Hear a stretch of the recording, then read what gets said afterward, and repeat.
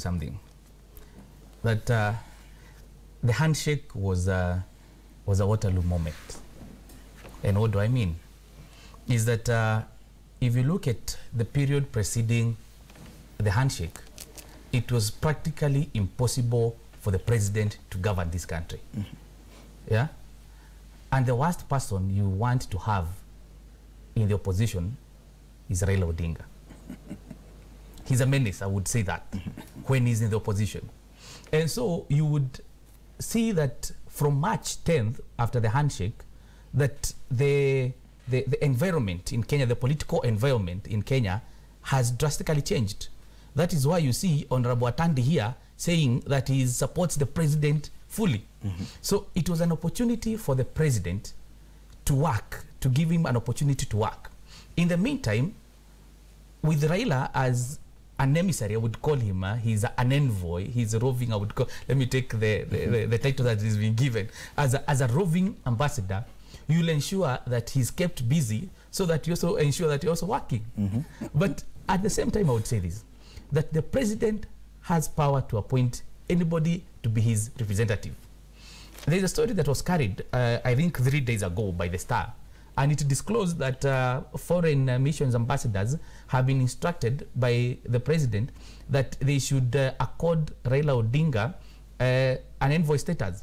So he's supposed to be received and his entourage, and whenever he visits any country, he's visiting that country as a representative of the president.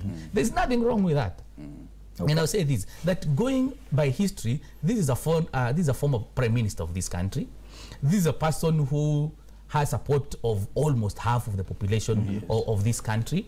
So I see no problem. I do not know why the hula baloo is there so about his capacity. You don't understand the anxiety by a section of probably Jubilee members on the role that Raila Odinga is playing. This anxiety is selfish. Why?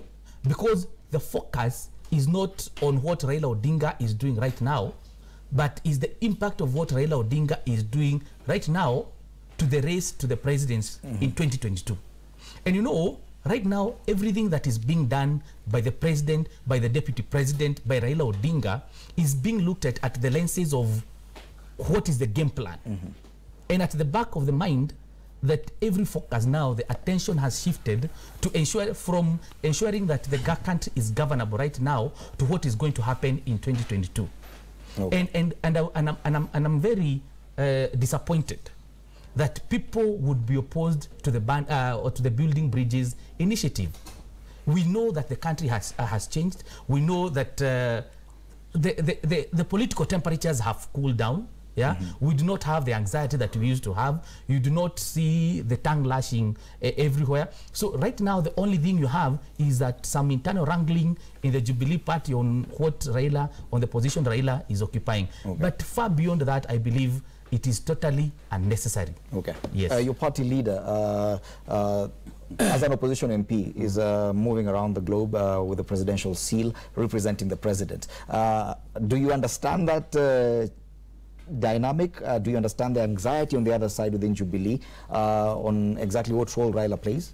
I think because of the way we do our politics, most Kenyans or politicians have not been able to understand Raila Odinga, and we have always told you that Raila Odinga is an institution.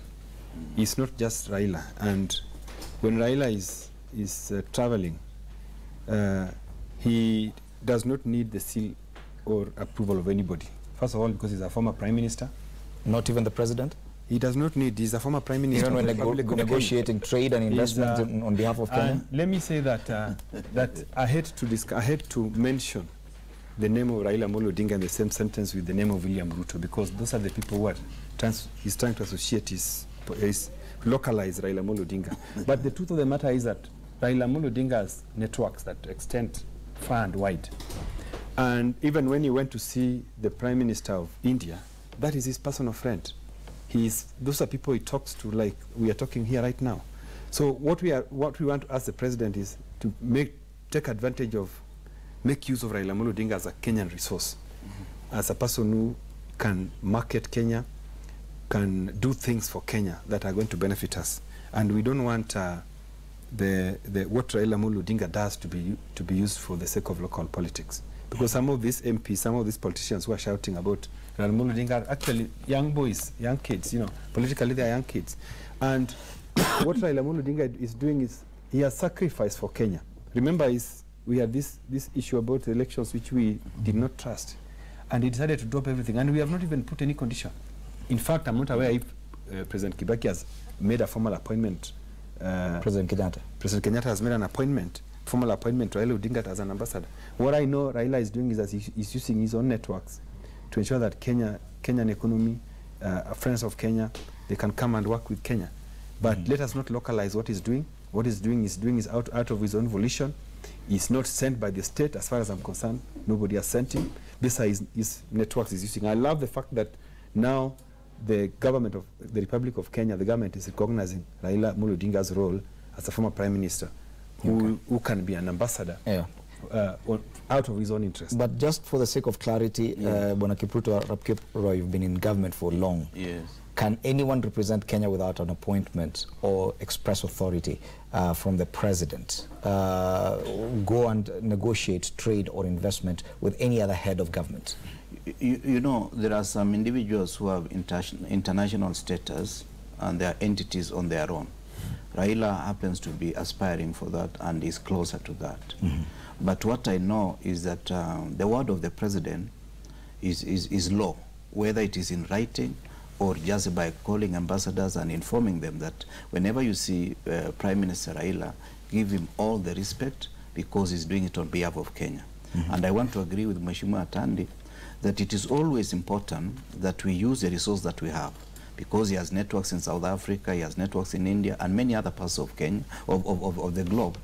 And possibly President Uhuru Kenyatta has recognized that potential and is using him to achieve the agenda for Kenya. Okay. The whole problem is that we as Kenyans, we always think local. Even when something is to the benefit of all of us, you would rather destroy the goose that lays a golden egg because it is not directly benefiting you. That is the problem with us. Well, thank you so much, Kipruto Rapkirwa, Deputy Party Leader, ANC, Murigi Kamande, Advocate of the High Court and also social-political commentator, as well as Samuel Atandi, MP Elego Songa, helping us look at the headlines this morning. Ladies and gentlemen, Power Breakfast still continues. It's Level Up Fridays. DJ Roy T-Boy will be coming up with some beautiful mixes. Remember, World Cup quarterfinals. Later on today, Belgium face Brazil while France face Uruguay. Something to look forward to. Power Breakfast still continues. That's a hashtag to use. My name is Fred Indemuli. Good morning. Belgium or Brazil.